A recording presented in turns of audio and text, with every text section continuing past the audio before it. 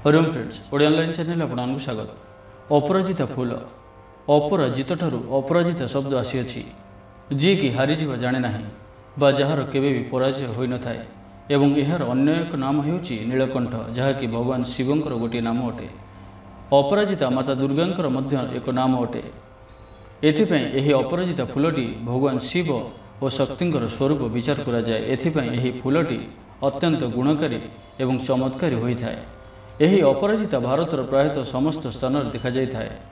काश्मीर ठार आरंभ कर कन्याकुमारी पर्यंत सबुठारे देखा मिलता है यही सुंदर फूलटी एवं सबु ऋतु में देखा मिलता है। यही अपराजिता फूलर किसी प्रयोग करने द्वारा मनुष्य मानकर दुख दुर्दशा दूर होगा सहित धन एवं ऐश्वर्यर अधिकारी होता।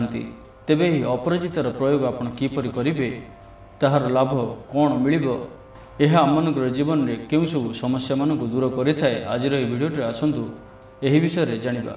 तेज संपूर्ण भिडियो को जावा पूर्व भिडियो गोटे लाइक निश्चिंत करूँ और आम चैनल को सब्सक्राइब करने सहित जो मैंने आम चैनल को सब्सक्राइब करने सहित पाखे बेल आइकन प्रेस करूँ कारण आम यहीपरि किसी भल भल भिडियो आपंप सर्वदा आणिक आसी देखूँ।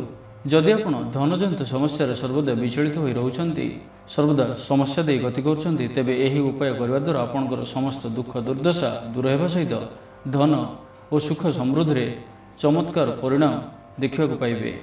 यही सरल उपायटी करने समय ध्यान रखु कि जेपरि केही आपन को न देखे बा कहा सहित आपन यही उपाय करने समय कथबार्ता हेबे नाही।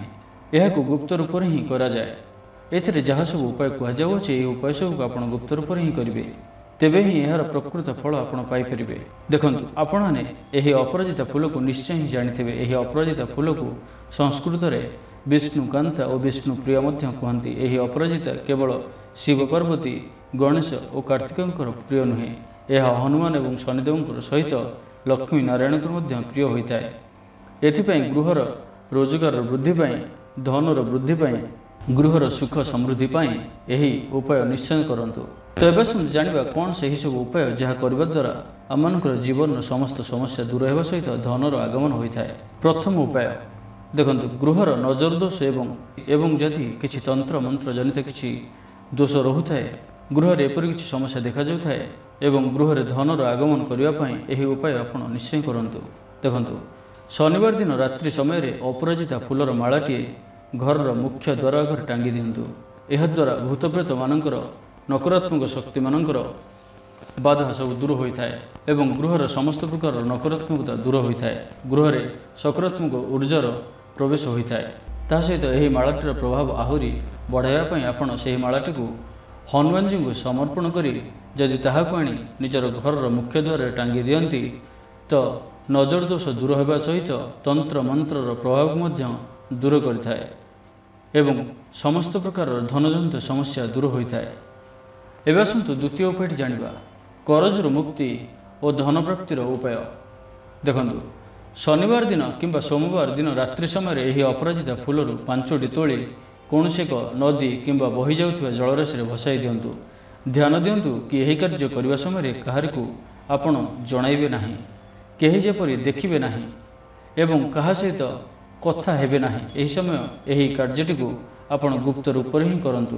यही नियम जहाँकि रहुअछि 5टी अपराजिता फूल शनिवार किंबा सोमवार दिन पानी रे बसाई दिंतु एवं निजर इष्ट देवता को प्रार्थना करंतु कि आपणकर समस्त प्रकार धनजनित समस्या दूर करने एवं जहाँ भी किसी आपणकर समस्या रही ताकू आपणकर इष्टदेव को जनातु।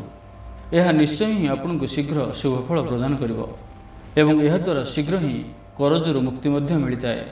यही उपायटी नियमित भाव में 5 सप्ताह पर्यंत करंतु। यार लाभ आपण निश्चय ही पाइबे। यह द्वारा खाली धनर समस्या दूर हो न थाए बरं नुआ नुआ कार्यकुशलता एवं उन्नतिर समस्त बाट खोली जाई थाए। एवं आसतु तृतीय उपायटी जाना मनपसंदर चाकरी पाइबापी यही उपायटी आपण करंतु। ध्यान रखु कि मनपसंदर चाकरी पाइबापी यही एक दिव्य चमत्कारी उपाय। प्रत्येक दिन माँ दुर्गा और माँ पार्वती को 11टी अपराजिता फूल अर्पण करंतु तो आपणकर मनोवांछा शीघ्र ही निश्चय ही पूरण हेबो। यह नियमित रूप से करवा उचित होता है। जो पर्यंत आपणकर मनस्कामना पूरण न होइछि से पर्यंत आपण यही उपायटी करंतु। तेबे जदि कौन कारण प्रत्येक दिन करें ना तो ସମୁଦାୟ 41 ଦିନ ପର୍ଯ୍ୟନ୍ତ କରନ୍ତୁ। ନାହିଁ ତ ଦୁର୍ଗା ପୂଜା ସମୟରେ ଯେଉଁ ନବରାତ୍ରି ପଡ଼ିଥାଏ ସେହି ନବରାତ୍ରିର 9 ଦିନ ପର୍ଯ୍ୟନ୍ତ ଏହି ଉପାୟଟି କରନ୍ତୁ। ମା ଦୁର୍ଗା ନିଶ୍ଚୟ ହିଁ ଆପଣଙ୍କୁ ସହାୟକ ହେବେ। ନାହିଁ ତ 21 ମଙ୍ଗଳବାର ନିଶ୍ଚୟ କରନ୍ତୁ। ପ୍ରତ୍ୟେକ ମଙ୍ଗଳବାର ଦିନ ଏହି ଉପାୟଟି କରନ୍ତୁ। ଏହା ବହୁତ ଶୀଘ୍ର ହିଁ ଆପଣଙ୍କର ସମସ୍ତ ମନୋକାମନା ପୂରଣ କରିବ। ଚତୁର୍ଥ ଉପାୟ, ଧନର ସମସ୍ୟା ଦୂର କରିବା ପାଇଁ ଆସନ୍ତୁ କ'ଣ କରିବେ ସେହି ଉପାୟ ଜାଣିବା। ଗୃହର ଉନ୍ନତି ଏବଂ ଚାକିରି ପାଇଁ ପ୍ରତି ଶନିବାର ଦିନ ଆପଣ ଅପରାଜିତା ଫୁଲକୁ ନେଇ ହନୁମାନଜୀଙ୍କର ଚରଣରେ ଅର୍ପଣ କରନ୍ତୁ। ଏହି ସମୟରେ ସେହି ଫୁଲ ମଧ୍ୟରୁ ଗୋଟିଏ ଫୁଲକୁ ଆଣି ନିଜ ପାଖରେ ଥିବା ପର୍ସରେ କିମ୍ବା ଆପଣଙ୍କର ଧନ ରଖିବା ସ୍ଥାନରେ ରଖିଦିଅନ୍ତୁ। ଏପରି କରିବା ଦ୍ୱାରା ଆପଣଙ୍କର ଧନଜନିତ ସମସ୍ତ ସମସ୍ୟା ଦୂର ହୋଇଥାଏ ଏବଂ ଏହାଦ୍ୱାରା ମନପସନ୍ଦର ଚାକିରି ମଧ୍ୟ ମିଳିଥାଏ।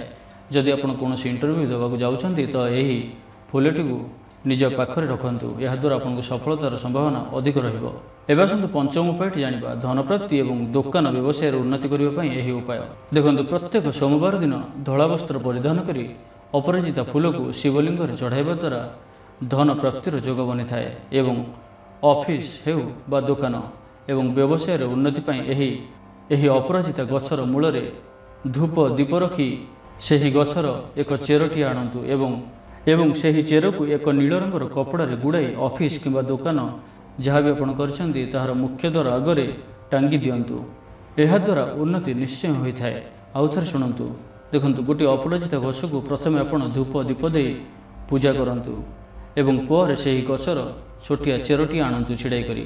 ସେହି ଚେରଟିକୁ ଏକ ନୀଳ ରଙ୍ଗର କପଡ଼ାରେ ବାନ୍ଧି ଅଫିସ୍ ହେଉ ବା ଦୋକାନ ତାହାର ମୁଖ୍ୟ ଦ୍ୱାର ଆଗରେ ବାନ୍ଧି ଦିଅନ୍ତୁ।